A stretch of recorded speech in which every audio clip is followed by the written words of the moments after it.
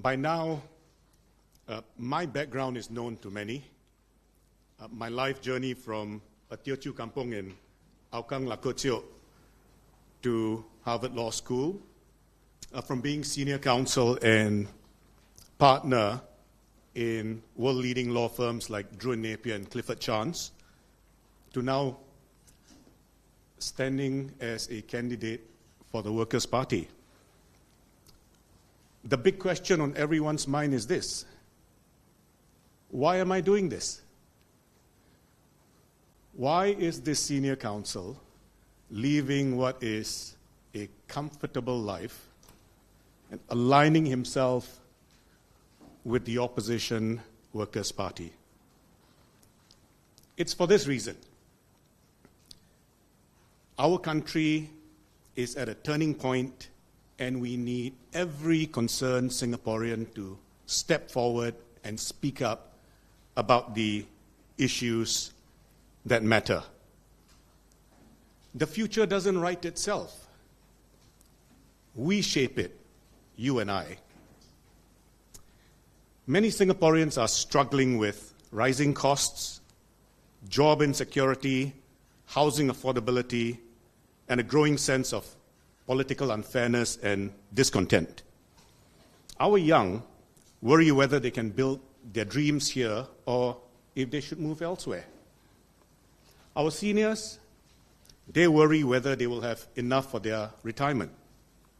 And parents are not just stretched financially, they are pressured by the education system, and they wonder whether the education system is really training our children for the future world they're moving into. Seasons like these offer us a unique opportunity to recalibrate. Not as a rejection of our past, but to build on the very rich legacy we Singaporeans have received. The best way to honor our founders is to build boldly on what they have passed to us. I think there are 3 priorities we need to set for our future. First, we need to make affordability and financial security of our citizens the core of everything we do. And that means better HDB affordability, better CPF for our returns for our seniors so they can retire with dignity, and let's eradicate elder poverty in Singapore once and for all. We should not be seeing our old uncles and aunties cleaning toilets, collecting cardboards, and clearing tables. 2, we must open up our society to realize the full economic potential of our citizens. And that must mean a more open and broad-based education system that trains our children for the world of the future. It must mean a more open mainstream media that gives greater voice to alternative views.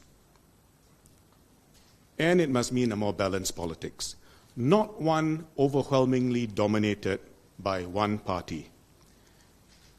The future belongs to countries and people who are creative, innovative, and risk takers. We cannot expect to produce risk takers and innovators in a system that has a narrow education system, a closed media, and worse still, a closed politics where we hear just one dominant voice. The third thing we as a society need to do is this: to really unite our people, we must embrace a fairer politics. And that must mean a few things. It must mean that the People's Association and the Electoral Boundaries Review Committee must be fully independent of the government of the day. And it must mean that we start treating our arts community, civil society, and our critics with respect, not suspicion. We are all pro-Singapore. And so, let's not ever in Parliament mangle the poem or poetry of one of our most beloved poets and suggest disloyalty on his part.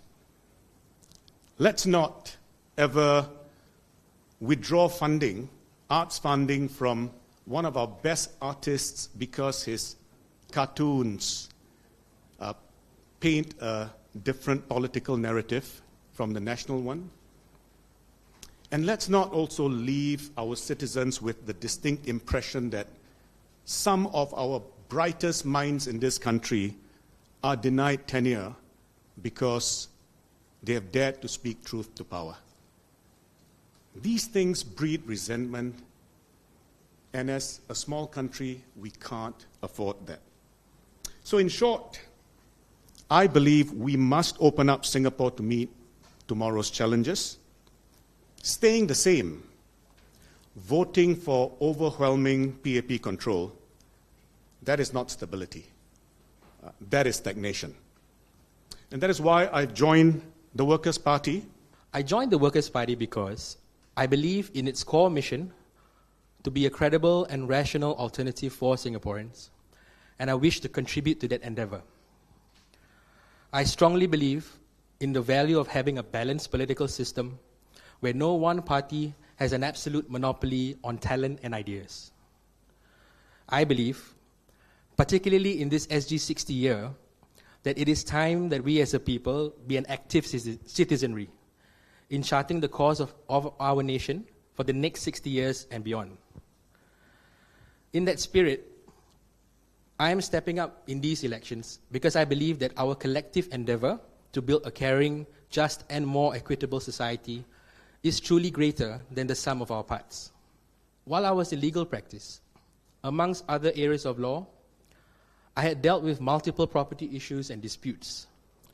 And I've seen how families can be torn apart over ownership to property and the right to keep or sell property, and many are afraid to lose these rights, as many are concerned that they will be unable to afford another home of their own in this market.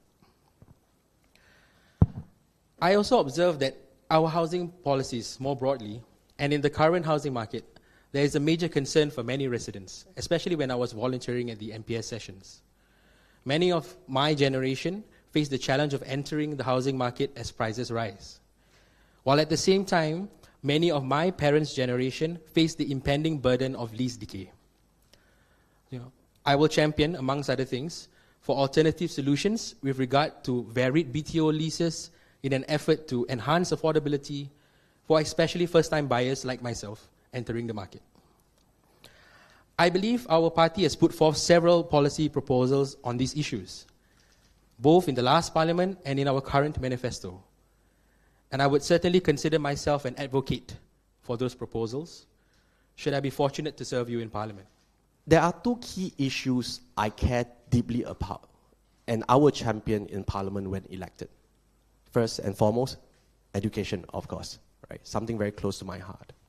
As a former teacher and now as a parent, I've seen how education shapes our children's future and uplift them. But I also see the pressure our kids face, the financial and emotional burden it places on families, especially the current over-reliance on tuition. I want to push for an education system that is more forward-looking, less stressful, and more inclusive. 2, cost of living. Like many parents, I feel the struggles of raising children in Singapore's expensive environment. We, as parents, without a doubt, make sacrifices for our kids to help them succeed. I want to be a voice for practical and fair policies that support families and protect breadwinners. It is vital, hugely vital, that the government continues to improve our lives and create opportunities for Singaporeans. In summary, I want to be a balanced and measured voice in Parliament, speaking on these important issues. As a loyal opposition, I would challenge the government to do better, to rethink their policies, and above all, create a brighter future for our children.